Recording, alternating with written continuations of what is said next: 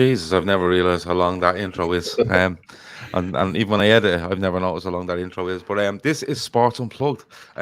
This week, Gav and Kev, Avi and Connor obviously have work commitments and stuff like that. So it is clashing with them at the moment. So we're going to cover as much as we can throughout the season for them, wherever they need it. Kev, how are you, my man? I'm really good, really good. Big weekend ahead of sport. A huge weekend of sport. Yeah. All around the world as well. It's massive when you sit down and, right, what are my plans for the weekend? And then you look at it and you think, my God, there is not doing much, just sitting down and watching stuff. Yeah, exactly. It's like, I said to the missus, do you want to go out the weekend with your mates? Do you want to sort something out? Yeah, you start handing over bank cards and saying, you knock yourself out, just stay out for ages. Yeah, take your time, you're grand. Yeah, exactly. But look, disclaimer, I watch a bit of sport. I dabble in sport, I suppose, when it's outside the Liverpool Football Club. So if anyone's in the chat tonight and you want to educate me on anything, feel free to. If you want to make a suggestion as to what we could talk about or what our opinions will be on certain things, absolutely throw them in there as well, and we'll have a chat about them. And I didn't realise how big a weekend it was of sport until me and you earlier on today just started going, right, what we talk about, what's happening? And then you were like, Barca and Real, Inter, Juventus, Liverpool United. Obviously, I know about Liverpool United. And then I wanted to talk about a bit of golf. I wanted to see if anyone's into the NFL, who their team is, and how it's going. Because when the dark nights draw in and Sunday nights come, it's great crack to watch that red zone, isn't it? So it is. Yeah. The red zone is the one thing that I wish they had on Soccer Saturday. It's the one thing I wish Soccer Saturday was, that you can watch Soccer Saturday across the 4 divisions, and goal goes in and the camera would flick to it and you'd see the replay and it'd be fantastic. But the red zone's great. It's spread across so many games and there's all action. So at least you can soak up what's going on. Because the one thing I find with NFL, it can be really long. Yeah. I mean, boringly long if nothing's happening. And if you I don't invested in it, like. I don't mind when they put on one game and you're watching it, but they're just zapping to other games to show you. Yeah, it kind of breaks it up because it's hard to watch when you know the rules. It's even harder when you don't, because you literally don't know why there's all these stoppages. But we get to NFL a bit. If you're watching, nice one. Again, don't forget, throw in whatever you want into that chat, and we'll have a chat once it is about sport. Throw it in there, and we'll go about it. And as I said, we're going to talk about Formula 1, golf, UFC, NFL, football, and anything else that you want to talk about. Klopp the Mystic Free Word says, bring on United. We're going to talk about that in a bit. Just before we go on, because Salah, little snippets coming out from an interview with Sky, I presume, from the last couple of days, probably Wednesday or Thursday. And the big thing to come out is he says, look, I'd play me last game. I'd play every day of my career at Liverpool if I could. And they said, well, how things going? He said, well, that's not for me to say. It's not in my hands and stuff like that. What did you make of it? Because I'm getting mixed reviews on Twitter and stuff like that. I'll tell you now, I think he signs an extension. I think you'll see him there till 2025 at least. That's my opinion. But even the words that come out of him, Kev, I looked at the body language and he just looked so content. Yeah, he didn't look frustrated or anything when that was going on. You see some players when they're coming up to contract negotiations and they get very fidgety when they're doing interviews. That my agent is dealing with this, or it's being dealt with. Move on, kind of thing. He answered the questions that were put to him, and he was relaxed, calm. Yeah. I agree. I think he does sign, mainly because, and from the club's point of view, the cost of replacing him is more than what he's reportedly asking for. It makes no sense not to sign him. And the way I look at this thing, it's about the timing. It's the little details now, maybe image rights or stuff like that. It's small things to get done. He's content. He's happy. Yeah. If it's not how we think it is, it puts a hell of a lot of pressure back onto the club. If it's not, so what you mean by when he says it's not in my hands, I'd love to spend every day in my career at Liverpool, exactly, and everything's not right. He's throwing a curveball in there to the club, or he's hitting a big serve into their court and to see what comes out of it. Exactly. But you made a great point to me before we came on air, and you said to me, Gav, listen, the way the club is run now, and the way they keep everything in house, you can't, under any circumstance, see Liverpool allow Mo Salah to do an interview with Sky 2 days before a game at Manchester United and talk about his contract if everything wasn't absolutely fine. No way. There's no way the media crew And you got to look at the social media crew as well at the club. The amount of PR stuff they've been pumping out in the last 2 weeks, promoting Salah and bigging him up. It's every day. It's a new record. It's something else. It's how much the club love him, and rightly so. I can't for the life of me believe the club's media team would allow him anywhere near Sky to be put up, because they know they're going to ask about the contract. Yeah. If the club weren't comfortable in the answers that he was going to be given. The club could or the club will block that interview going out until it was edited down to the way they wanted, because they've a big say in this stuff. They do, of course. I mean, the thing is, Sky and BT will ask the club, we want to interview XYZ player. The club will say, well, no, not him. You can interview him and this guy instead. Or you can interview him, but you're not asking A, B, and C. Yeah.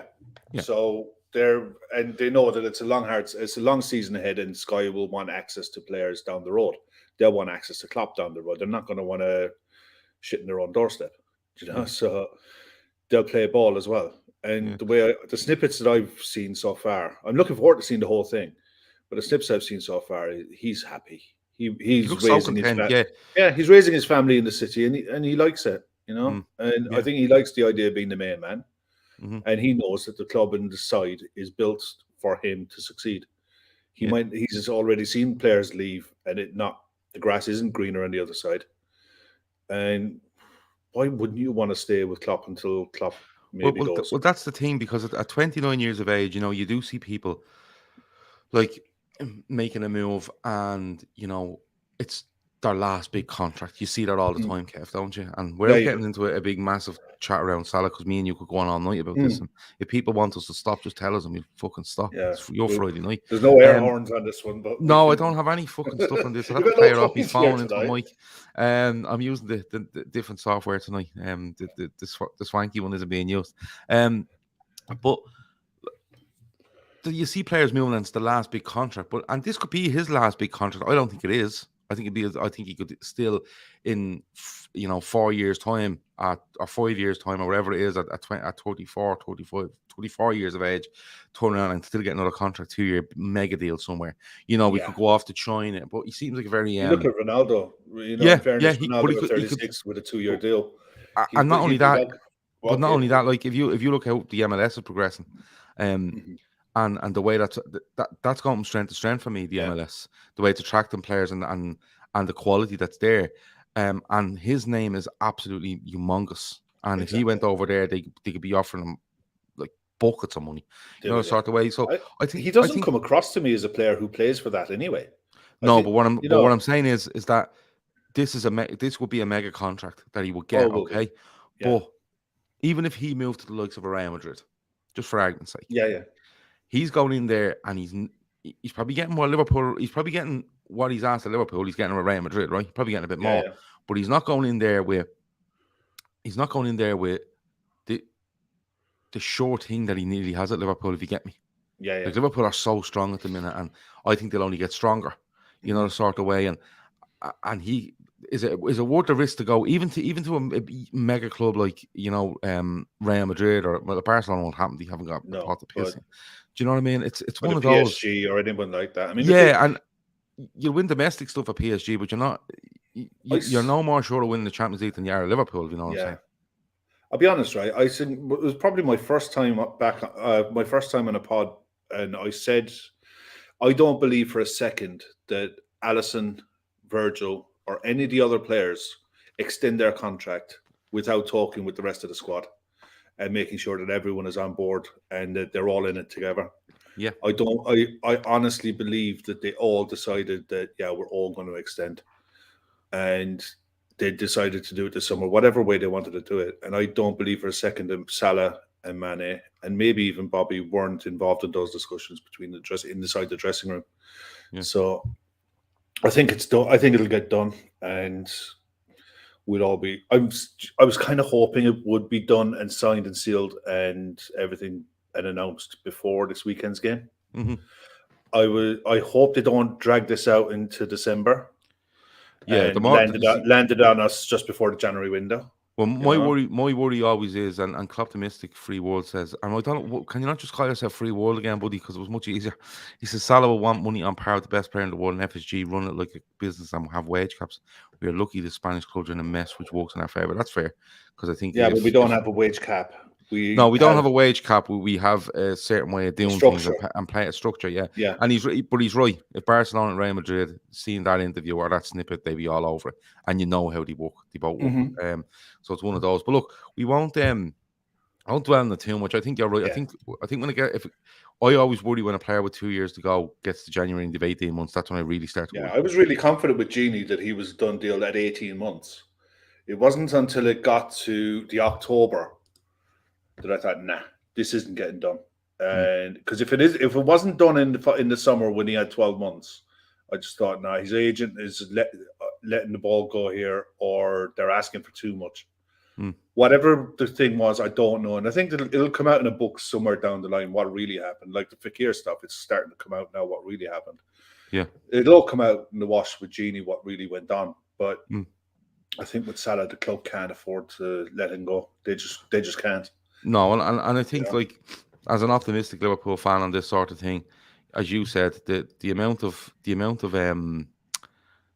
social media they've done. Now, in fairness, Salah has kind of prompted it with some of the fucking stuff he's done over the last couple of weeks. But like even midweek when we don't have a game, or and they're throwing stuff out, and it's like and even the wording of it. They're not just saying what a brilliant goal. He says, look, they're talking about you're in the company of greatness and stuff like that. That them words are big words, even for the player of Salah's standing at Liverpool. So it's one of those. Paul Gormley says, I really think Klopp will extend as well, and this is a massive part of the rest of the lads signing extensions. I've said that if Mo Salah extends his contract at Liverpool, it'll be the biggest contract extension you've ever seen at the club. But I will backtrack slightly. I think Klopp goes in 2024, but Paul, if you're right and he extends, that is the biggest contract extension in the clubs in ever at the club for me, ever. Love nothing more to be wrong in my life than to see Klopp extend. Oh Jesus Christ, and I'll give anything to be wrong on that one, anything. But anyway, look, we said we'd have a 10-15 minute chat on that, and we have, and we'll coming back to Liverpool and United and all later on, but we've other sports to cover now. You like Formula 1. Mm-hmm. Yeah. And the only reason I know that is because I watched, I don't know whether I watched, I was on a show with you, and you mentioned Formula 1 a couple of weeks ago saying that should be a good race and stuff like that. Hamilton had taken a 10-place penalty or something like that. It was, I think it was Russia. It might have been the last race. He took because they had to replace the engine. They had to make a decision to replace the engine. And if you replace the engine in the car, you take a 10-place grid penalty. Yeah. But he qualified in pole. So he started 10th. Or he started 11th, so whatever it was, and he cut his way through the field and got a really good finish. But I love Formula, because I'm a mechanic, so I've worked with cars on and off since I left school. So I've always been interested in Formula 1 and racing ever since I started watching it with when John Watson was racing. He was flying, he was driving with an Irish flag as far as we were concerned, and that's what my father was into it, and I got into it that way. Yeah. And you grow up with Piquet and Prost and Mansell and then Schumacher, Senna. Senna was I watched it a lot more when it was on BBC. Yeah, because it was free to air and it was Sunday afternoon and we didn't have sports channels. Yeah. Do you know what I mean? And it was great on a Sunday. Have your dinner. Yeah, just sit with your dinner watching the Formula 1, them all buzzing around and the speeds that were going on. I think it's kind of restricted now, isn't it, with the engines they have and they've stuff like that, which is probably a safety thing. Because the engines they have, they're only 1.6 litre petrol engine with with the turbos and the boosters. And but the rest of the car weighs about 8 kilos. Yeah, they get up to about 305, 308 kilometers an hour in a straight with the flaps open. They're quick. And I mean, this weekend now it's in Austin, so it's going to be a dry race, no rain. I love Formula 1 in the rain. Because you see a proper test of driver skill then in the rain. But Austin is a great circuit because it offers this pace and skill.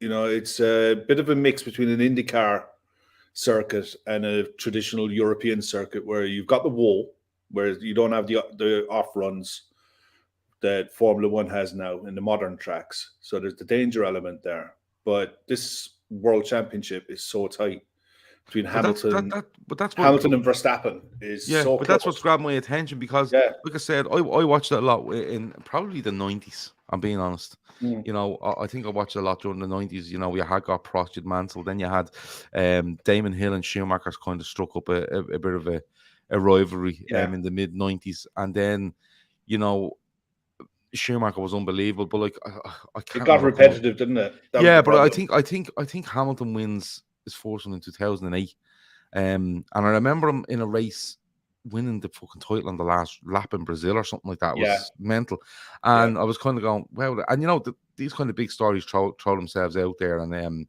Vettel and stuff like that. But this year, it's kind of caught me attention a couple of times.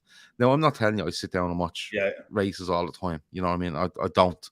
But this has kind of caught me attention because you've seen rivalries in the past where, you know, he's been a bit like Schumacher was a fucker for it. He crashed into you just to, you know, make sure you didn't finish so he could win a title. I think he done that to Damon Hill. But, he did. But this one seems to me like it's a lot very personal. Like very personal. Like there's been two major incidents. Well, there's an overtaking incident, then there's one where your man puts his car on top of the other fella's car. Literally and he's literally driving around him on top of him. It's like a double decker fucking Formula One car. But it's got very, very personal. And they always seem like, I kind of, you know, on a Sunday or a Monday, usually on a Monday, I'll sit down lunchtime, have a cup of tea, and I'll kind of scroll through BBC Sport and kind of what happened over the weekend and stuff. And it just seems to be Hamilton has an issue with this Verstappen and vice versa, regardless of what happens in the race. Yeah, I think there's only about 8 points in it, and it's I think Verstappen's had 7 wins, Hamilton's had 5, but Hamilton's had more second and third place finishes through the season, so it's really close. Formula One hasn't had a championship race like this for a while, and it's needed it for a long time. You know,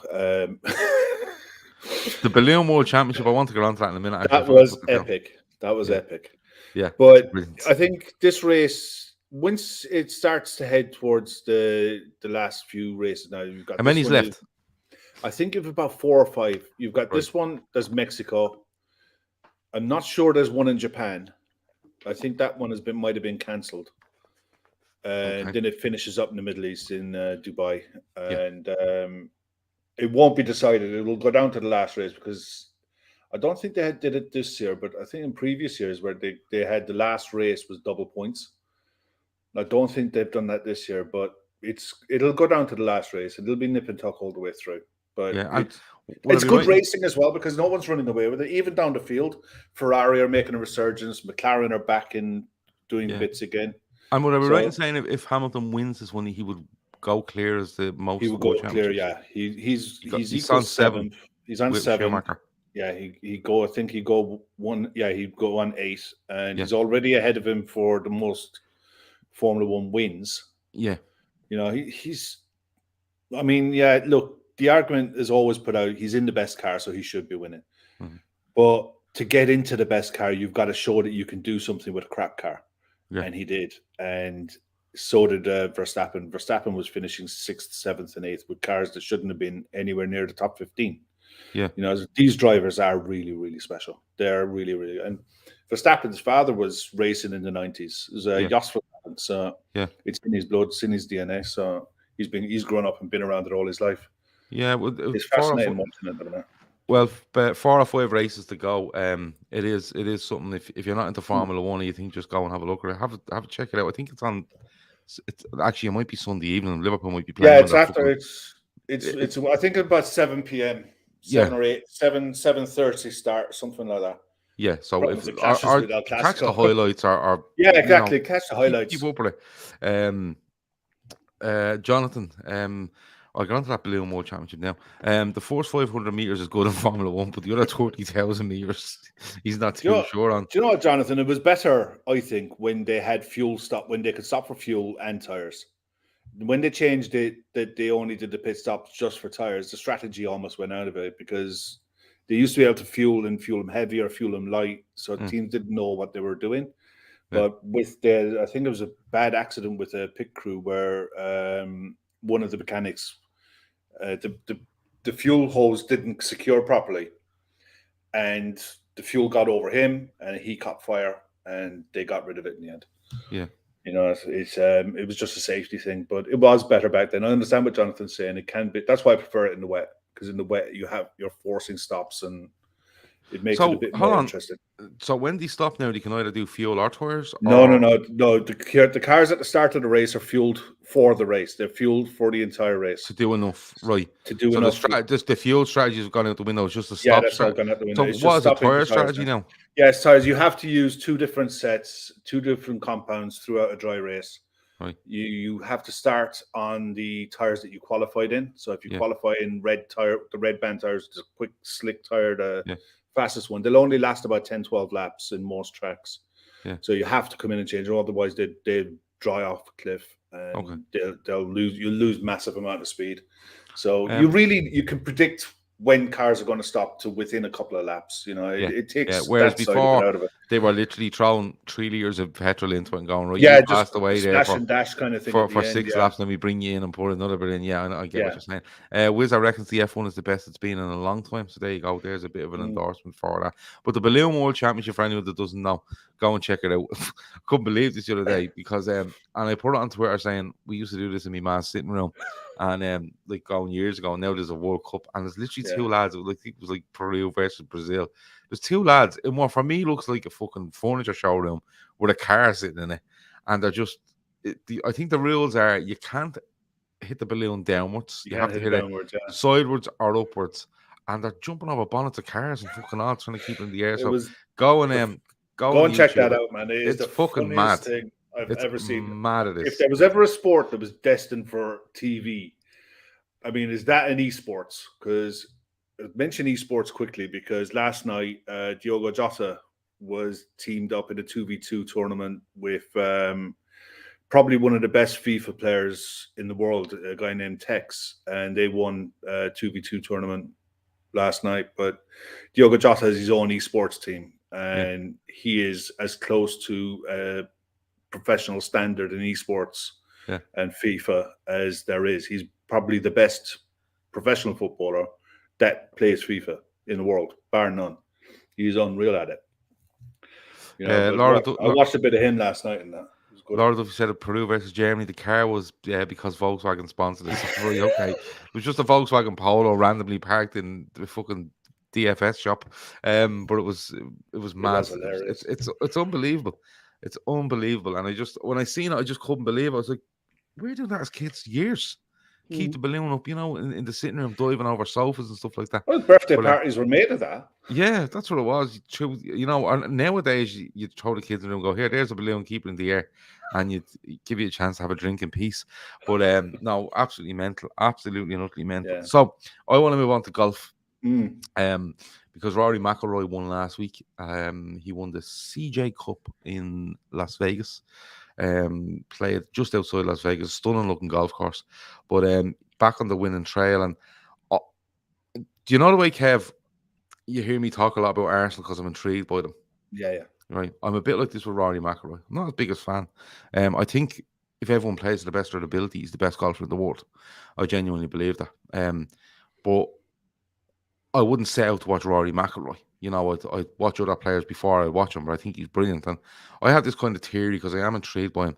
I have this theory that if I see too much of Rory McIlroy in the press in the lead up to a tournament, he doesn't do well, especially in majors. If you see him all week, you're like, he's talking too much, forget about it. You know that way.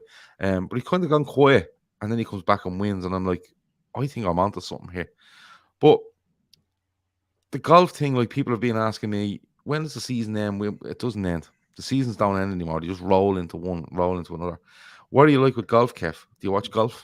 I go out of my way to watch the majors, the Masters especially. I just think Augusta is a stunning looking course. It's the best tournament in the world. I think the thing with golf with me is players of the equipment. I don't know if it's the equipment or combination of the clubs, the ball, the players. They're too long. Do you know what I mean? And I don't think the majority of courses now can't cope with them. Well, they can, but they won't. They have the course. The TV companies like low, in America especially, from what I get, they like low scoring. Yep. I watched a British Open. I was going back a while, but I think it might have been a Carnoustie, and it was won with something like 4 over, 3 or 4 over. Yeah, it probably was Carnoustie because it's probably the most severe of the open venues. If the wind picks and I just thought, you know what, that's a proper test of someone's skill. It doesn't matter if you can hit the ball 350, 380 yards. Yeah, because the rough was so punishing, and I prefer to watch that. But I can understand why the TV companies want winners with 15 under and 16 under, because it gets the crowd up, it's exciting and what have you. I can understand it, but I'm not avid in it. You know, I don't think it has the personalities it used to have. You know, with the likes of Faldo, Sam Torrance, Colin Montgomery, will he ever win one? That kind of intrigue isn't there anymore. But I don't think the European players are at a par, and I think the Ryder Cup exposed that. The Americans are just so damn good at the minute, and I think it was a combination. Yeah, look, I mean, the crowd having no fans and everything like that is fine. Well, it's the biggest factor for me. Don't lie. But the biggest factor for me was he picked the wrong team. But just saying on golf that too long, right? Bryson DeChambeau being the main culprit in this, because he's going to the limit. He's called a scientist. He doesn't read greens. He gets graphs out and all sort of, like, he's notes upon notes upon notes. All his clubs are one length. That's a big thing now. Like, if you buy a set of golf clubs, like my golf clubs, they're right. They start with a driver, which is the biggest club in the bag, which would be the longest, and it goes down to the putter, which is the one you use in the green, which would be the shortest. And they all go in different lengths and stuff like that. That's fine.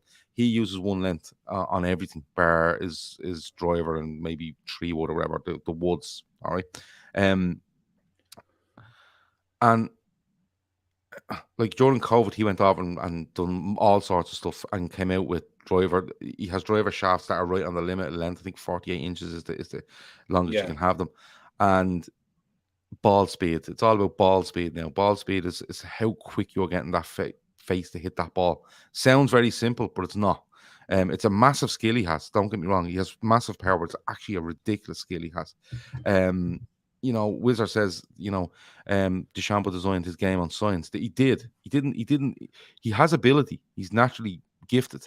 But what he's done is he's looked into the science of it, how a ball acts, how, you know, a club reacts. It's mad to watch. Like, he was done once. I remember watching it live. He was on a green and he had a putt. And I think he took 4 minutes or 5 minutes over this putt. He walked around the green, and the players with him are looking, going, "Is this for fucking real?"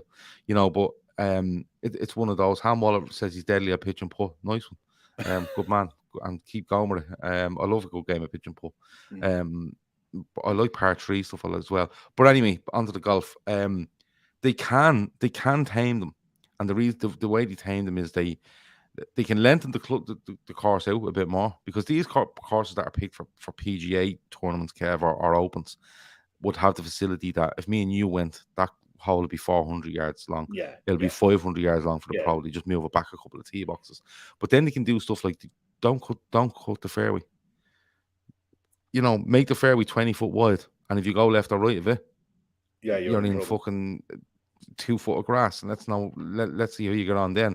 The problem is that they make them too fair on them for the level of skill that's there. So they have wide fairways that are 50, 60 foot wide. Well, maybe that's a bit of an exaggeration, maybe. But then you have a first cut, you have a second cut of rough, and then you have rough. You know, and even the rough is for the American. But these boys don't miss by that much. If they miss one badly, they have the skill to get out of it in the rough that they're in. But there was one. I think it was a US Open where they played. I think it was called Chambers Bay, and I want to say it was 2014, but I could be wrong. And these boys had a nightmare. The greens were horrendous. They were fast. You couldn't ground the fucking club anywhere because it was all considered sand, the whole course, and you can't ground the club in sand and golf, right? And you could not ground the club on this course before you took a shot. You had to keep the club off the ground, right? And there was murder over it because the players couldn't play. Now, weather is one thing, but when you set up a course in a certain way and you're getting fellas going around and the weather's perfect, but they're all on the winner is even par going into the last round, you'll get players giving out. Yeah, no, I get that. And you're right. Americans don't like it. Americans want to see birdie, loads of cheers, loads of this, and make it a massive event. Whereas golf, when you strip it right back, is a game of skill. And if you have par fours that are 300 yards long, and this fella can hit it 300 yards with the second or third longest club in his bag, it's not a game of skill anymore. No, you know. So it's one of those. It's absolutely unbelievable. I mean, you play a lot as well, don't you? So I mean, I lived in America for a couple. I was telling lad, I lived in America for a couple of years, and I played when I was in high school. I just used it was a dodge because I used to get out of school early on a Wednesday if you were in the golf team. So I was like, okay. When I was living back here, my next door neighbor, he was mad into golf, so he showed me how to hold the club, and that's all I needed to show your man when I was in America. How'd you hold the club, son? I was like, yeah, here you go. I can hold the club. Yeah, right. You're in the team. I was delighted with life. I managed to get out of school half days and all that for a couple of years. It was great. So I used to play, but if I got around 9 holes in 45 or 46, I was delighted with life. I was absolutely excited. I was about 14 or 15 years old. 9 holes, 45 shots to be 90 overall. Yeah. That's a good score in golf for a novice. And I was a complete novice. I mean, I grew up playing hurling, so I knew how to hit a ball. But hitting a ball straight was a completely different thing again. Like, it's the skill involved, not moving your head, all that kind of stuff. The detail that just for a normal club player that you need to be able to master is unreal, just on normal run of stuff. Not a mind when you're at a competitive level. Well, Avo says, what's your opinion on hybrid clubs, Gav? Do you agree with them? I've no issue with any golf clubs. I don't use hybrids myself. A lot of people do. They'll use a 4 or 5 iron, but that's a hybrid that has a bigger back on it. It's more forgiving and stuff like that, and it'll go through grass quicker and stuff like that. I don't use them. My bag consists of a driver, 5-wood, 4 iron up to gap wedge, 2 wedges then on top of that, and a putter. I only use 12 clubs. I think you're allowed 14. I only use 12. But listen, the technology is there. Like the golf clubs I use, and Veranda Cheese is in the chat there, he'll tell you, the ones I use have fucking like carbon printing in them and all fucking sorts of stuff. Mad stuff like, and weights built into certain parts of them, so for forgiveness, and there's loads of gimmicks, but at the end of the day, you can have all the equipment in front of you, but if you can't swing a golf club, you can't do it right. No. It's and the thing about golf is there's loads in power, there's loads of skill, but the consistency you have to have is ridiculous. It's absolutely ridiculous. There was an interview there. I watched the Rory interview after the Ryder Cup and he was broken. That's why I was surprised when I didn't even know he was competing last weekend, because I honestly thought he was going to take a good break from it. Take a good couple of months off, go away and just recharge and do it again. So maybe that's why he kept quiet and he just went straight back into it off his own steam and seen how it went, because I wasn't expecting him to go back. But there was also an interview saying that with the quality of players that are in the USPGA now, if you go through a year and you might win 2 or 3 events, you've had a fantastic year. Oh yeah. Whereas when Tiger was playing at his pomp, he was winning 7, 8, 9 tournaments in a season and all that. He was saying like that those days are well gone. That you're going to have so many different winners of tournaments throughout the year and so many new names coming through that the room is there for personalities to come back through again. If they're good enough. Well, it all kind of, with the personality side of things. I know where you were saying it was a more romantic game, going back years ago, and you had got stories behind players. The problem for me is when you see some of these players that they're trying to bring through, they try too hard to have a personality. They try too hard. Just let it be natural, and they'll find their way. Whether they become a bit of a villain, a bit like Patrick Reed, or you get someone that's loved, and then somebody is like, what is going on? A bit like Spieth, who's come back as well. Midnight Toker says, what wedges do you use? All my clubs are Cobra. So Cobra, Rad, Speed, drivers, irons, and then wedges are Cobra SB, Cobra SB. They're nice, they're new. the 2021 version, and then an Odyssey Porter. So I hope that fills you in. Klopp the Mystic, who has threatened 14 times to leave here because we're not talking football, says, "Do you use adult clubs, Gav?" Yeah, just about, mate. I paid a fuck enough for them, so I hope I got the adult version. Midnight Toker says he uses a 54 and 58 degree. I'm on 52 and 50. Sorry, he uses 54 and 60. I use 52 and 58. I used to use 54 and 60 in a Titleist Vokey Wedge SM7, but I'm selling them. I have them there. I'm selling them, and I moved to a 52 and a 58. The 60 degree is too open. Just only use our bunkers. Don't use anywhere else. Let me see. Tom Boland loves the fact that golfers break clubs as if they swung them themselves. Yeah, that happens all the time. But that goes back to consistency. Like I go down the driving range most Thursday nights. I usually go down, spend an hour or two down, come back. Grizzly show is on a Thursday night, and then I edit it. That's my Thursday night. I usually try to get a game of Warzone in with one of the lads as well. But I go down there, right, and I put earphones in, have a podcast on, and I'll hit balls and might hit 100, I may hit 200 when I'm down there. And out of that 200, I could probably hit, and I mean this, 180 really, really well. Really well. You know, like if I go down and hit a driver, Kevin, say I hit it well once, I'll do it again. When I hit it second, I go, right, let's do it third. And my target is always hit 5 of them in a row. And then when you get to 5, stand back and then go, right, you're driving down, and you pick a hole in your head, maybe down the local golf course, say, right, I have to hit this shot now. And if you hit it, you can move on to the next club. It's a game I play it myself, yeah. But the consistency is just, if you're slightly out anywhere in golf, it's just it'll get found out. Yeah, yeah, and that's where the science comes back. That's where the science comes back from Bryson DeChambeau.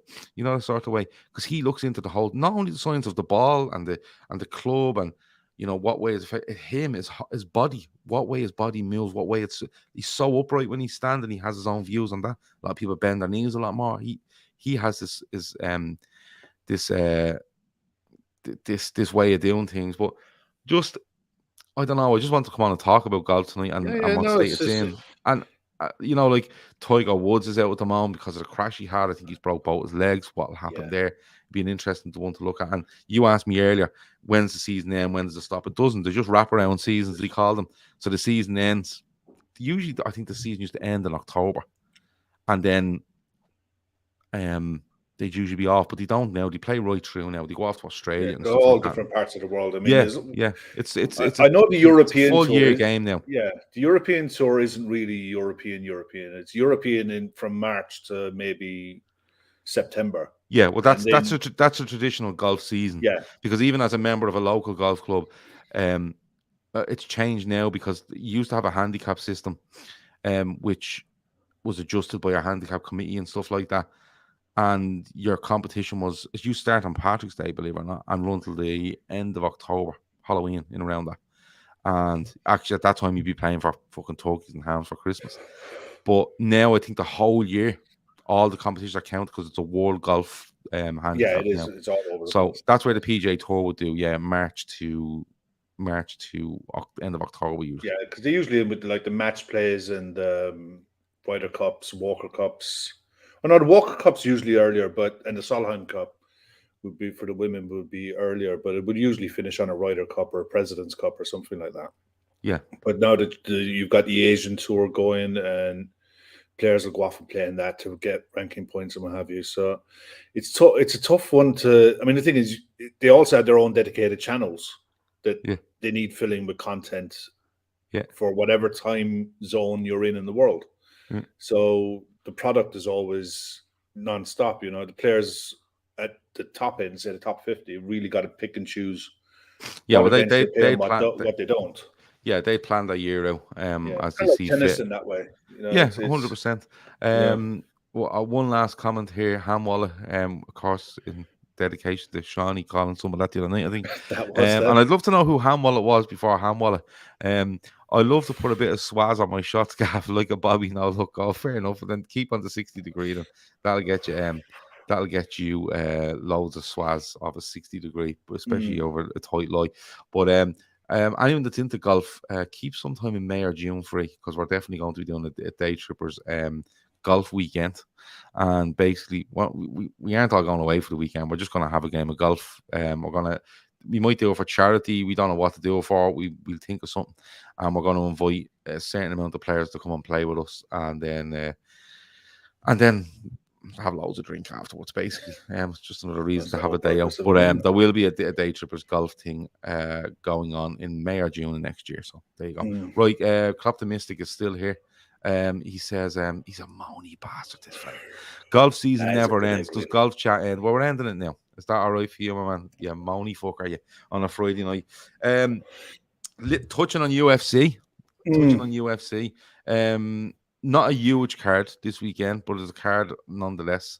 Where do you stand on UFC, Kevin? I have to ask you these questions because if we're going to cover this show every now and then, I need to know what you like and don't like.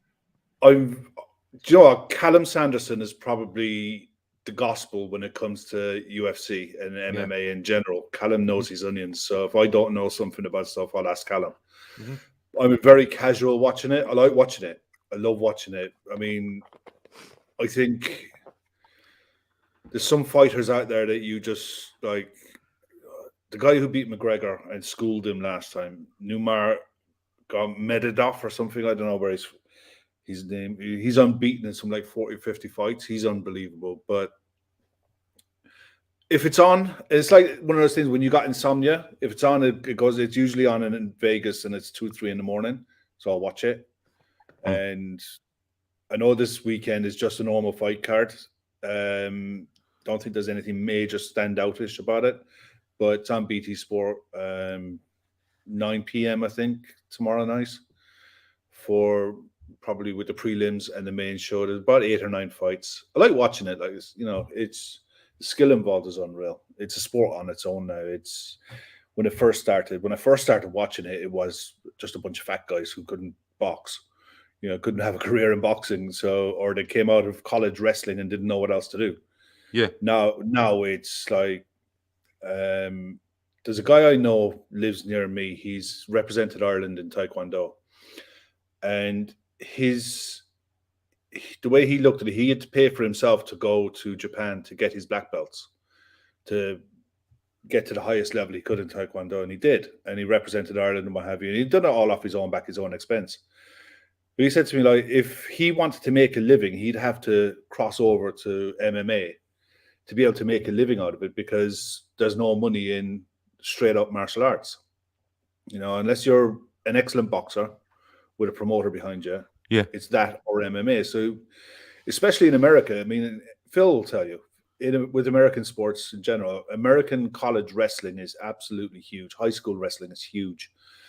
And these guys, they go through the 4 years of college, wrestle for their college. If they're really, really elite, they might get selected for the Olympics. But once that's done, that's it. They had nowhere else to go. So they all started merging and finding their way through to MMA. And you see a lot of MMA fighters would be in their mid-30s before they really get to an elite level. And a lot older than what boxers would be. But I know it's a niche sport, but if you get into it, it's fascinating. It's absolutely fascinating. Yeah, to be honest with you, when it comes to UFC, love him or hate him, McGregor put it to a different level. Interest, I think. Now, there is people out, like my brother in particular was, like, I'm 39, my brother's 37. He's watching UFC fucking years. Like, he used to watch it and say to me, "Oh, UFC," and I'd be like, "What?" And he was watching years and years ago before McGregor or any of them turned up. But McGregor kind of pushed it out there for me to people like me. You brought it into the mainstream for people. Yeah, the mainstream, I suppose. Yeah, that's the word to use. Yeah. And then, but when you look at and somebody says there, like, it's not what it was when Conor got rich and Khabib decided, good luck, I'm out of here. The sort of way they're kind of scratching around and you're seeing Paddy Pimblett a couple of weeks ago, and he'll get a massive backing in the UK and Ireland, I think. And he's an exciting fighter as well, from what I've seen of him. He's all action. Yeah, he is, and he took a good few digs that night. I watched it live, and he took a good few digs and came back and finished a man well. Jonathan says there's an Irish guy making his UFC debut November the 7th in New York.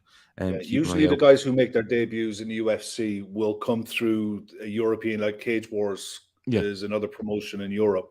they'll come through that before going to the UFC. It's I mean, if you're making it to the UFC and there's any kind of a push behind you, they will promote the living daylights out of you. I mean, the scene in the UK is really, really good at the minute. The UK and Ireland is pretty good. McGregor, look, he's toxic. He's Marmite. You know, people will love him and back him to the hilt, or they'll hate his guts. But he puts bums on seats. He gets pay-per-view buys like nobody else. Yeah. He reminds me a lot of Chris Eubank in that case. You remember with Eubanks, people would pay to watch him get his arse handed to him. It was that kind of way, but he's that. You know, he's one of these guys that if McGregor's fighting, you'd either watch him to see him win or watch him to see his get his arse kicked. But either way, you're going to watch it. They might need a couple. They might need a couple more like that. For Europe, especially. Hamwalla has me down for 33 or 34. I must owe him a few quid and he's looking for a back. Now 39, 40 in March. And I'm hoping to go to Dubai to play golf for my birthday. I'm off to see a friend of mine called Matt. Nicest guy on Twitter. For anyone that knows him, absolute madman. But he wants me to go to Dubai and spend a week with him, which could be dangerous. Me 40th could be my last, Kev, I'm being honest. But no, just wanted to touch on it, see what you thought. Yeah, UFC is good. There's a lot of. This is what I mean with this weekend. There is so much choice this weekend. I mean, especially look, we know that the Premier League is full to the rafters this weekend with some quality games, you know, and everyone knows who's playing. Obviously, we're playing last. There's some cracking games tomorrow.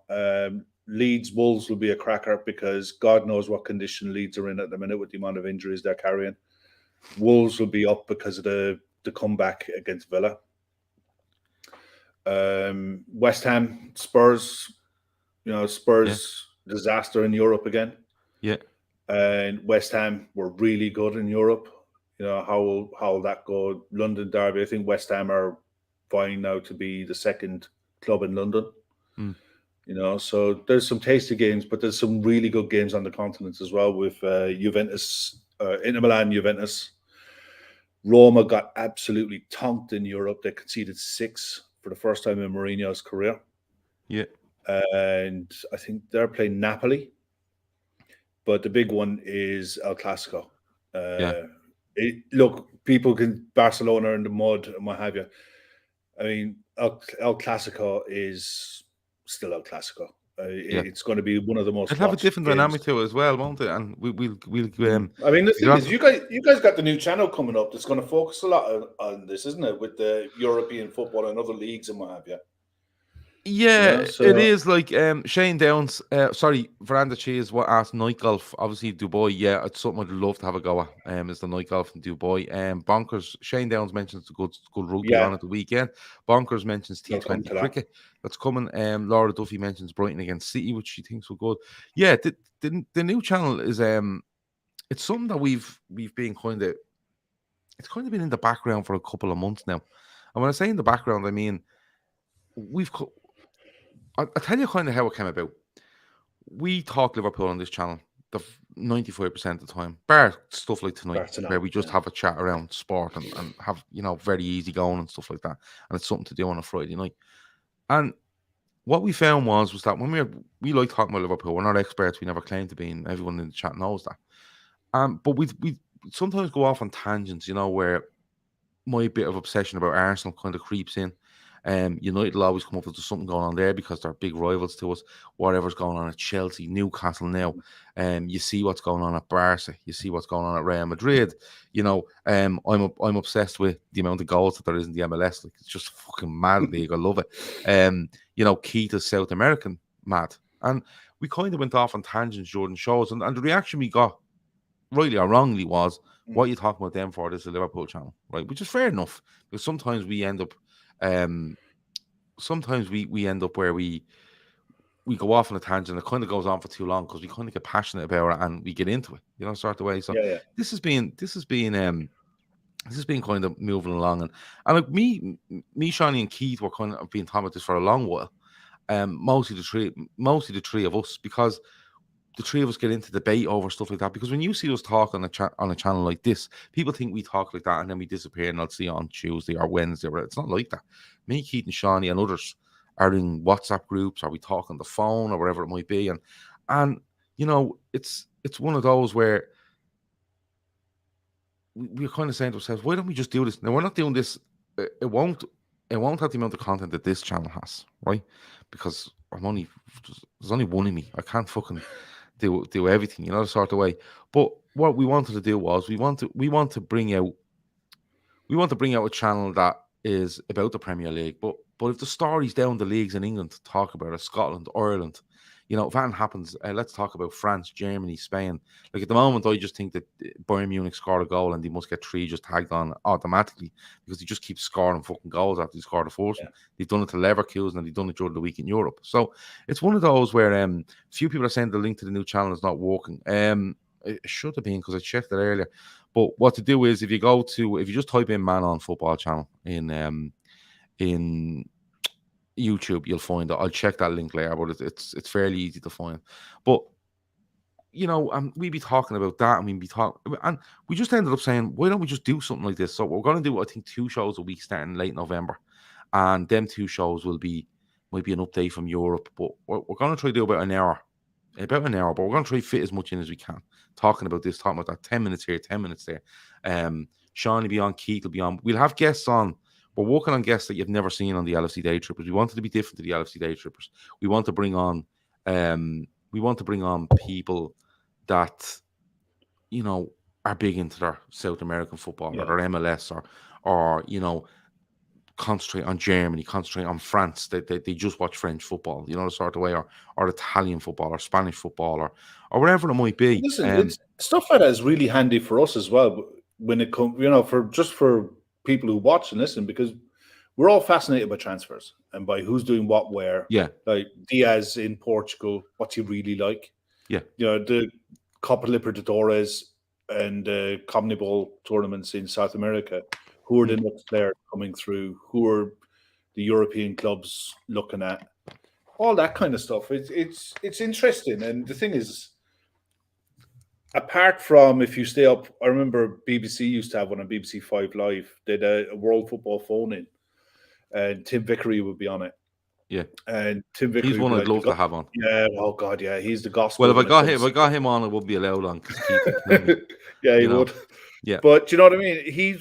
If you wanted to find out about players for because I remember going on listening to him when we signed Coutinho, and he was going mad because we were pronouncing it Coutinho. We were all wrong. He was like, it's Coutinho and all that, or Coutinho. Yeah. We were like, okay, Phil, nice one. We'll call him Phil. But you know, I wanted to find out what he was like and what he was about. What was his story? And is he any good? Can he do it in the Premier League? And I'll tell you what, he gets more right than wrong. But to be interesting to have if you could have someone that we can interact with in the chat on the screen, who we can ask questions of who's coming next and what's going on here, there, and everywhere. Well, that's the thing, because like Keith could go on about South American football all night. Yeah. He just absolutely loves it. You know, Shawnee's mad about European football. I watch a little bit of European football, Premier League, and do you know what?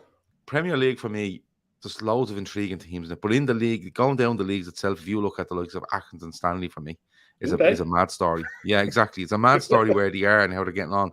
Sunderland, I always look out for Sunderland because they've just fallen from a massive fight.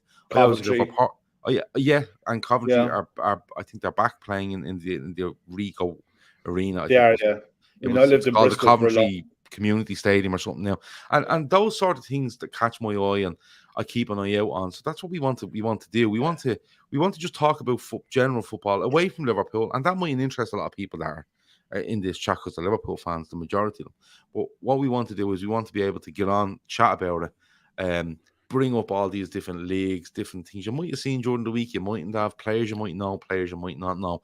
And Jonathan's right there as well. The League of Ireland, you know, yeah, I mean, 100%. Yeah, there's a lot of lads in the chat who live over here. I live halfway between Cork and Limerick, but Turner's Cross is a bit far for me to be going on a Friday night to go and watch Cork City, especially in the second division.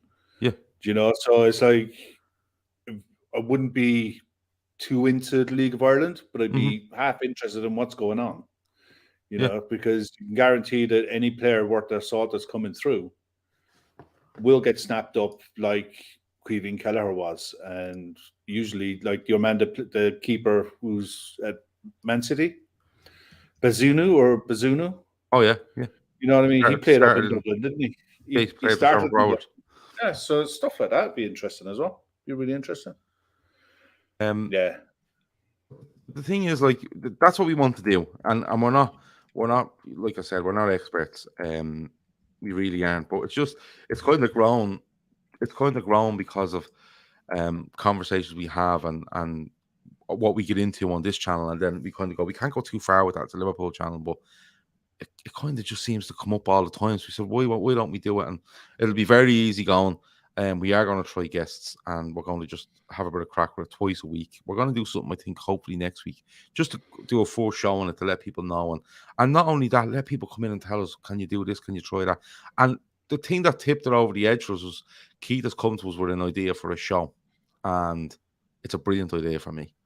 And I'm not going to give anything away in it, but it will take research from Keith. I think he's going to try to do it once a month because that's the research he's putting into it. But it's something where basically, without sounding patronizing, it's going to educate a lot of people on things that have happened in football. That's the only thing I will say to you. It's really, really, really good. And that's kind of the thing that went, you know what, that could be something we could do. So just look out for it. Subscribe if you can. I'm trying to sort that link out for you while I'm talking to Kev, but I'm not having much luck at the minute. But if you go on to if you even want to our Twitter, and there's a tweet there regarding on the Daytrippers, the Daytrippers, you should be able to find a tweet there with a link to the channel. And I'm just going to check something else here if it's just live. So you know I'm checking it and I'm trying my best. Well, you're doing that. The T20 is starting in earnest this weekend as well. It's in Abu Dhabi and Dubai. Yep. The second most watched sporting event in the world this weekend will be India versus Pakistan. Yeah. That's on Sunday afternoon, 2:00 or 2:30. The last time they played in the T20 World Cup, there was 277 million people watched it in India. For fuck's sake. It is a religion like you wouldn't believe. I mean, I love cricket. I absolutely love it. But I'm not a massive fan of T20. I watch it because the games are quick. 3 hours, boom, it's done. Yeah. You know, hour and a half batting each side, and it's wham, bam, thank you, ma'am. As many runs as you can get, take as many risks as you can take. And the games are usually really good. It's starting off tomorrow, Australia and South Africa in earnest. I mean, we played today. Ireland lost to Namibia in a game that we should have won. We were favourites to win, but we threw it away, just played badly on the day. So we're out. And that's a massive blow to Irish cricket because of the money that they're going to lose for future, for kids, and setting up a league. I mean, there is a league in Leinster and there's a league in Munster, but they were depending on money from this T20 World Cup to fund more cricket in schools and what have you throughout the year, but we're out. That's a shame.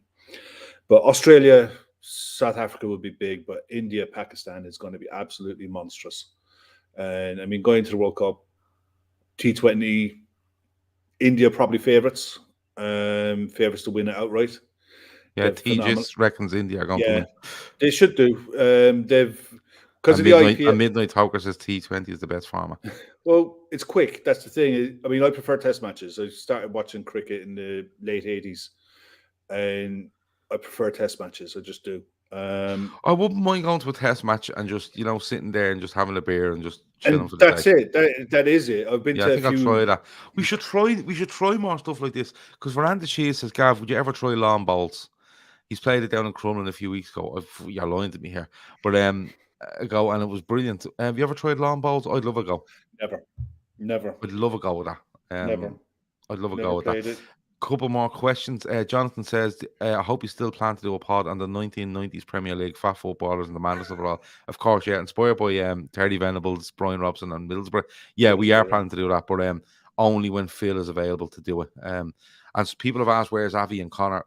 They just work commitments have snookered them, and we're covering as best we can. Yeah. You guys got to think as well. Look, Avi lives in the States. Yeah, well, so that's he's on it. A completely different time zone. So yeah, exactly. So we're just covering as much as we need to and having a bit of laugh. And there was one other thing there. Somebody, I am Hamwalla. Is Hamwalla going to tell us his name before he changes to Hamwalla? I don't think he is. He says, real talk, Gav, the best shows you lot do are the random chats between you and that loony and the young. We couldn't be doing that every week. You fucking joke me. Because it takes me a while to get into conversations with Andy over the course of maybe a month or two, where I notice stuff that irritates him, and I notice stuff that he says that's weird, and I note them all in my phone, and then I come and have a big chat with him about them. Like the latest being like he has to spend loads of money on toasters because the toasters is. I saw the picture. Yeah, he's trying. Did you see the picture of the toaster in the kettle? Yeah, it's a smeg one, and he's basically trying to wash his upbringing off him as he grows older. Basically, that's what it is. Let me see. There's nothing else there. No questions, boys. Okay, hold on. Veranda Cheese's mother and brother are members, and I went down to try it. Honestly, I was good because of reading putts on the green health. Right, Veranda Cheese, you tell me when I can go and play that with you, because I know Veranda Cheese. I know I've played golf with him. He's a mate of Andy's as well. So you tell me, and I'll go. I'll film a Daytrippers lawn bowls tournament in Crumlin if we can go down and play. How does that sound? Midnight Talker got pissed once playing balls. Nice, we had a laugh. Right, before we go on to football, because we've got 15 minutes left, just to let you know, with me and Kev covering this show, we are going to try get into NFL. Right, we casually watch it. We like the red zone. We watch it on a Sunday when it gets down to the business end of it, which is usually Christmas onwards. January, January, February. I think Super Bowl. The Super Bowl tends to be the end of February. So when it gets down to the championship games, I tend to. Do you know what? The season really starts in earnest when they've finished in Europe. You know, they have their Mickey Mouse games over here, but when they get into like week 10, 11, 12, is that's when you start seeing the deciders. You know, who's gonna be in the playoffs, who's gonna totally miss out, and that's when I start to get really, so I'll start going out of my way to watch it. But you asked me to name a player or quarterback, nah. Yeah. But outside of Tom Brady and players like that, the exceptions, but in general, nah, I wouldn't be a biblical follower of it, but I'd watch it. Okay. I'm trying to. I'm still trying to fix this link piece. That's how bad it's got. But let me see if I can fix this for you. The one thing I find weird with American sport is the idea that you could be like years ago. I remember it was the LA Raiders. Now they're in Las Vegas. Oh yeah. They just keep moving. How the blue hell do you have? They just move the franchise. You just up and move. Could you imagine that in England in the Premier League? Spurs have decided to move to Ipswich. Because the county council in Ipswich decided we're going to build you a brand new stadium again, and it's bigger and it's better and it's got all the bright lights and the big thing. Can you imagine that? That's just alien to us over here. I think they got something right with the college system, because they don't do transfers, you do player swaps, and you have a wage cap and a wage minimum and all that stuff. I think that's really good. But the idea that they can up a team and move it to a different city because they're building a better stadium for them. Yeah. That's just alien to me. That's why mad. It's mad, but we're definitely going to try to get into it. Yeah, we'll definitely give it a go. My backstory to the NFL was I couldn't understand, like, how did you do home and away? There's loads of fucking teams, and then I was like, no, you're in a division and you play home and away against teams in the division, and you play home against half the teams in the division and home against half the or away against this, and that's how you get your league finish in your division, and then it goes to playoffs from them divisions, and I get all that now. And has he landed with the ball? We're on his foot, and is his foot in? And I was all over the shop, but I took the road of don't try over understand it. Just sit and relax and watch it, and you actually start picking stuff up. Yeah. But Ray Dicko of this parish told me about 3 years ago that the New York Giants were good, and I went with them because I liked the city of New York, and they're shit, right? And they have been not for as years, bad as the Jets. No, not as bad as the Jets, but he gave the Giants. So between me and you, we're going to try keep an eye on the NFL, aren't we? Yeah, and we'll update people as much as we can. Let us know what your team will be. Well, you guys, let us know in the chat. Who do you look out for? Who's ones to watch? If your sides who's doing bits this year? Yeah, who to avoid? Yeah, so let us know who you think that might be. So, last things, the best things come to those who wait. Big weekend of football. So, as you said, there's loads of cracking games in the Premier League. Yeah, there's only one that matters. There's only one that matters, and you've done a big preview on Carnage last night, so we're not gonna bore people with another big preview. But Kev, you know, I've given a prediction. I think I don't know what I think your prediction might have been 3-1, was it? I think I went 3-1, yeah. Yeah. And the only thing I would say is I'm gonna ask you, will you stick to that prediction first of all? And people in the chat, throw us in your predictions for United against Liverpool. Heart in the head one now. Yeah, whatever you want. Whatever you want. We're not arsed. But the only thing I would ask you, Kev, is are you sticking to that prediction base, and what do you make of Ole Gunnar Solskjaer telling us that he might have players injured when we really know they aren't? Look, if he'd have turned around and said that Fred was injured and Fred was a doubt, I'd have said, yeah, fair enough. You pulled him off at halftime and he pulled up with a hamstring. I thought, yeah, fair enough. Bruno played the full game. He didn't look like he was on the effects of any kind of a... Yeah, that's an interesting one, Beja. Bruno didn't look like he was suffering any effects in that game. He ran his socks off, in fairness, in the second half. Marcus went off with a dead leg, but it was his second game back after a long layoff. Yeah. So it wouldn't be surprising to me if he does play. The thing is with United are out of the League Cup, so they've got a week off next week. So they can take a slight gamble with Marcus Rashford and any other player, to be honest. I don't think Fred will play. I'd be surprised if Fred plays if he had any kind of a hamstring injury. That's, even a slight hamstring strain, you're not recovering in a few days. Yeah. And I don't think they're in a position where they can gamble. Not with someone. I mean, whether we like it or not, he's a tidy footballer who does a job. He's not. It's one thing, I suppose. Look, you look at the Premier League table now, right? And the points in that everyone is really close, what have you. But the goal difference of the sides in the top three are in double figures already. There's the marker of where the three best sides are in the league. Mm-hmm. United are +3, I think. Yeah, we're plus 13 or 14. Or no, we might be plus 16 or something.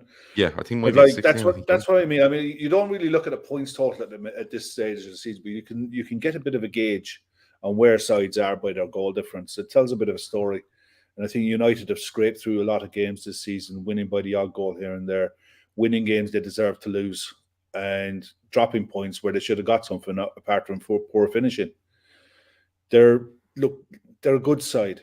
They're a good side going forward, but they have problems at the back. They give you chances. They give you chances, but they get chances. They make chances for themselves as well. So on a good day for them, if their finishing is on par, they're capable of getting a result.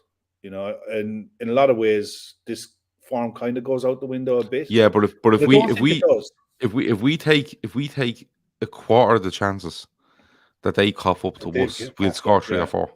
Yeah, we could do. I mean, this game could be out if they don't start it right. We could be out of sight in half an hour. We really, really could if we're on it from the start. Like we were at Atletico Madrid, we were on it for the first 15-20 minutes. Under that kind of pressure, we could really turn that crowd in a very quick time. You saw how they went off at halftime against Atalanta, and that wasn't the best Atalanta side by a long way. Yeah. I think if we turn up and play to anywhere near our capabilities or our form, where we're at, and play the game and not the occasion, then I think last year's win does us a lot of good this season. I think we could really, really hurt them. Yeah. If we're really on it. There's a lot of people in the chat feel like we owe United one, even though we won there last season. But I agree. I want to see us come out, and I want United to play to their best and us to play to our best, and then I want to see us winning. That's what I want to see. I don't want us to go out like I said. We win 4-1. I'm just so fucking not even confident. I'm just so I want this game now.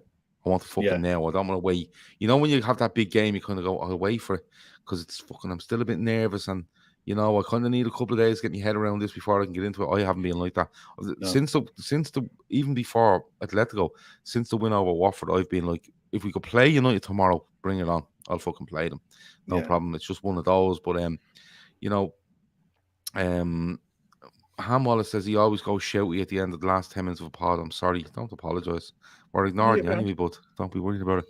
I'm only messing. I ignored you. How could we be? We're reading this out. It's just one of those where I'd love both teams to play to their ability, and then Liverpool would win the game, and then we wouldn't have any bullshit coming out afterwards. But we'll have to wait and see. I'll just take any win. You get to the stage of big games, be it City, Chelsea, United. This is United's first real test of the season, where they've played someone. I mean, they've had a really soft start to the season in a lot of ways. They played a couple of decent sides, but none of their competitors. We're a bit battle hardened now. We've played Chelsea, we've played City. Yeah, we're looking at this and thinking, there's nothing that United have that we haven't seen this season. Yeah. They're not better than Chelsea. They're nowhere near City's level. I think I saw an interview with a snippet of an interview with Robbie Fowler earlier on tonight, and even he said it is one of his quotes that people don't understand how far United still are behind us, City and Chelsea. Yeah, they have a lot of star names, but they remind me an awful lot of what PSG are at the minute. They're a set of individuals who are capable of individual moments. They're just not capable of winning anything over the course of a season. They really are so far away. And United fans will blame Ollie, they'll blame this, they'll blame that. They're deluding themselves. They really need to sit down and have an honest conversation with themselves about where their club is. They're not far away from where Spurs were and where Spurs are at the minute. It won't take much for United to flip a switch and be what Spurs are now. Yeah, it's a strange, because you've seen people saying like Ole's United career kind of rests on this, and I don't know, like I'm not really arsed if his career rests on this or not. I just want to go out and beat them. And I think, I think Liverpool, I think you're spot on what you say. I think we play the game and not the occasion, because I think United fans, as much as we don't like them, I think they'll try and make that as much of an occasion as they can to be a leveler, if you know what I mean. Yeah. That they'll try to be a bigger influence than they ever have been, because I think they know hand on heart that if these teams go in and play, Liverpool will go and win. But we'll have to wait and see. Veranda Cheese is clearly on the cans. He says, I'm going to make a mad prediction here, and we're going to beat United like they beat Southampton last year, with the highest win in Premier League history. Maguire red card in the 8th minute and a goal bonanza. If that happened, my head would fall off. Genuinely. I'll tell you what, I would be so watching the Sunday night show. Yeah, so would I. I'd be sat there like 20 minutes early in the chat. Yeah. And I'd be like, yeah. Just pouring cans over your own head. Bring it on. Waiting for it to happen. Salah versus Shaw versus Slabhead equals a madness, says Hamwalla. And Bojan, last thing on it, Bojan, United are rudderless ship, but a proper manager, they could make significant strides because they have some brilliant players. You're correct. I don't think they can. I think they can. And the reason being is because not only have they got some good players, I think the proper person in there to change their attitude rather than anything else, I think, would be key to them. Genuinely, I think there's a few of them in there that just look at Solskjaer and go, "I'm fucking bigger than you," you know, sort of way. And I get that side of it. I think that's where it might be. But look, other big games around Europe. Inter play Juventus, Barcelona against Real Madrid. Let's do some predictions before we finish out. So, Barca Real. I think Real beat them 4-0. Okay, I fancy Real heavily as well. Yeah, they had a good win in the week, and Barcelona are just blooding kids. They're blooding kids, man. They're in a sorry state. Yeah. I mean, look, people can laugh and joke about it, but at the end of the day, they're still an institution in world football, and the Messiah will produce talent. They're signing players up to ridiculous extensions. Mm-hmm. But if they can keep the core of a youth side and bring them through together, they could be there. If they get the investment that they're needed, 2-3 years, they're not gonna disappear. But at the moment, they're cannon fodder, and they could. There's a real chance that they might not qualify for the Champions League next year. Yeah, Midnight Toker has Real by 4 or 5. Yeah. Barca shock 2-1 win for Sam Tandy. Fatty to get the goals. It'd be some game. And Laura Duffy says Barca is Fatty's team now. So of course there is extensions going on there, and they're trying to keep hold of them players. And hope talk for us about us. Dembele will come up again soon. Yeah, absolutely. And Klopp the Mystic Red Steve says Fatty just signed a new contract. How long has Pedri got on his? I think Pedri is up for renewal as well. He's on the verge, or he's either. I think Gavi's signed. Ansu Fati has signed. Pedri will be next if he hasn't already signed. But they're signing up all the kids. So whatever promises they're making them, they must be telling them that they're going to build a club around them and they're going to be the future, you know. So yeah, it's one of those. Let me see. But Bejan says they both signed for $1 billion buyout. Yeah, that's just Midnight Toker, it'll be men against boys, like Kev says in his opinion. Just in Italy, because that big game in Inter versus Juve, Napoli flying. I think they're 8th May. In Serie A, you look at Juventus struggling a little bit. Milan are keeping pace. With Napoli and Inter, I think are 3rd or 4th at the moment. Yeah. As defending champions. That's a big game for both of them, isn't it? So even early in the season. Yeah, I mean, Napoli with Osimhen up front, or Osimhen he had a big move from France. And his first season he was quiet. He didn't really do much, but he's kicked on this season. He is seriously quick, lightning quick, and he's developed his game now. He looks like a proper 9. He's one to watch. You got Tammy Abraham with Roma. Started off the season like a house on fire and has tailed off a little bit. So that'll be an interesting game. But Inter Milan, Juventus will be the big game. It is the big game. It's a massive, massive game. Yeah. No matter where Juventus are. And Juventus has struggled at the start of the season. Not Antonio. Who's the manager that went back there? Because he was there for a good few years. Someone in the chat will stick Allegri? Allegri is their manager. And there was I think one of their centre backs came out against with quotes about Ronaldo. Oh, saying Ronaldo, that if he'd have left on the 4th, if he left in August, they'd have given him a chance to replace him. But he left it so late, he shafted him basically. Yeah, and I think Dybala is injured, but he should be available for the bench. But Juventus need to win. They've lost a lot of ground at the start of the season, so they've got to try and get something this weekend. I think that's Sunday evening. It might be Sunday 7-8 o'clock, something like that. But that's always a good game. You know, they're always decent games. There's not much going on in Germany this week. Marseille and PSG will be another one. Oh, another belter, yeah. Yeah, Marseille are apparently the PSG fans have been banned from traveling. Yeah, this weekend because of trouble they've had before. So it'll be a white hot atmosphere in Marseille. In the Velodrome. Yeah. So before we go, that link, by the way, should be sorted. Chiellini, Laura's on the ball. Yeah, that link should be sorted in your show description now for the Man on Football show. And of course, if you go to Twitter at Man on Footy show, the Twitter page is there, and we will be from Monday, we will be updating people on what we're doing, and we'll be looking for suggestions as to what you would like to see on shows. But if you can support us, great. If you like talking about European football, South American football, MLS, internationals, lower league, whatever it might be, we're going to try to talk about as many things as possible twice a week for about an hour to an hour and a half. We might push it to an hour and a half, but we're trying to work the schedule around this channel as well, because people that work on that channel work on this channel. So we're trying to do our absolute best not to clash. Kev, the big one is United and Liverpool at the weekend. But aside from that, you can pick one other match or sporting event over the weekend to watch. What are you watching? I'm watching the F1. Depending on how the United-Liverpool game goes, if we get a positive result, I'm going to sit back with a few cans and watch the F1 Sunday night and put my feet up and relax. So stick the red zone on later. Okay. You're not allowed to watch the red zone. You watch the Formula 1. I can watch Formula 1. Red zone's on later. I'll stick red zone on. No. I said you can only watch one. Formula 1 then. It'll be Formula 1 because that championship is heating right up. It'll be the F1. No worries.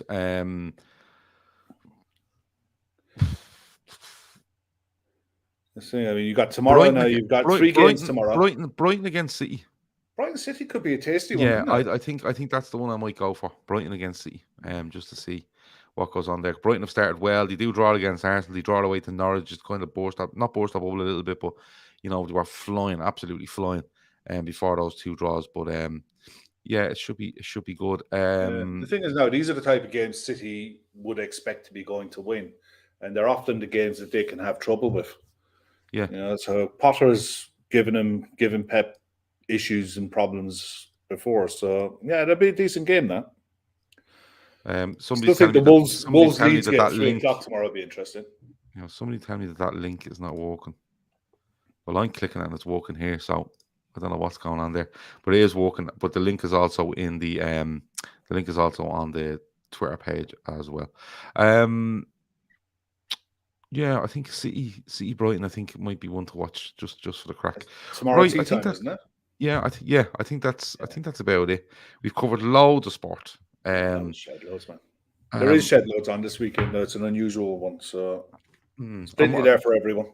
Yeah, and there's people there. The Strictly is on tomorrow night as well. So, well, there's people there telling me that the link isn't working. I don't know what device you're on, but it's just let me double check. I'll turn down the volume here so I don't hear myself in the background. And this is great podcasting right now. Yeah, Red Steve, that's an interesting show with Chelsea and Norwich. With Chelsea missing 2 strikers now. They'll still beat Norwich. They should do. Well, they will do, yeah. But they're going to be putting an awful lot of work on Kai Havertz until the other lads come back. That's what I said at the start of the season. Them letting Giroud and Sammy both go could come to knock them later on. The only thing is, I think it'll push them into a different style, because when you watch them early in the season, Lukaku was the focal point and they played everything off him, and they let the likes of Mount, Havertz, whoever else run off him. I think you might just end up going with Havertz up front, and he'll just try to use him. Hudson-Odoi. Yeah, or Mount them, or whatever they can find in around them, because that's the key to their game for me. And Havertz, he won't do exactly what Lukaku does, not a chance. But if he can do 70% of what they do, what he does, I think that they'll be okay. But I think it'd be interesting if he can handle the workload. That's the thing. Yeah, it'd be interesting to see how they get on now, especially with them being out probably till, well, Lukaku looks mid-December. Werner could be a bit longer than that, I think I read, but we'll have to wait and see. And they lose Ziyech as well in the AFCON. So yeah. The link it probably won't work because you've watched this video continuously. I've changed the link mid-show, so you probably have to just refresh our page and you get a new link, and that'll bring you in. But as I said, subscribe if you can. It's on the Twitter page. Share it around. And as I said, it's going to be a football show about all sorts of football, and it won't be just they won that game. It'll be stories from football as well. We're just going to cover as much as we can. Very light-hearted, but debate at the same time, because you don't really put us together and it ends up just light-hearted. There's always a bit of a debate goes on, but it's something we're just looking to have a bit of fun with. And if we can get support for it, great. Absolutely brilliant. Kev, it's been an absolute pleasure. Enjoyed tonight. It was really good. It was good crack. It was really good. And look, thanks everyone in the chat as well, by the way. Yeah, the chat's been great.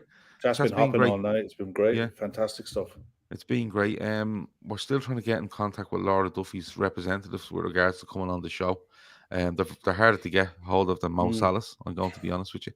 There's been so many people calling for Laura Duffy to come on the show. Definitely got it. Yeah, no, we wouldn't put under any pressure to come on, because some people just like being in the chat and having a chat. We wouldn't do that. Great. But yeah, no, and listen, the chat has been brilliant, absolutely brilliant. With regards to the weekend, we're off tomorrow. 3 shows Sunday, pre and post match, and then the Fatback 4 Sunday night, and then we're back into next week. Next week looks like the forum on Monday. The midweek fix will be Tuesday, I think, because we play Preston on Wednesday. So we'll have a pre and post match for that. Carnage on Thursday. Back with this Sports Unplugged on Friday. 2 shows on the Saturday for Brighton. I'm in Liverpool for that game, so the lads will be looking after that. And then the Sunday will be the Fatback 4, and Keith is looking after that one while me and Shawnee are having a romantic weekend away with Andy. So make that what you want. Right, that has been Sports Unplugged. Thanks a million for watching, and we'll talk to you soon. Over now.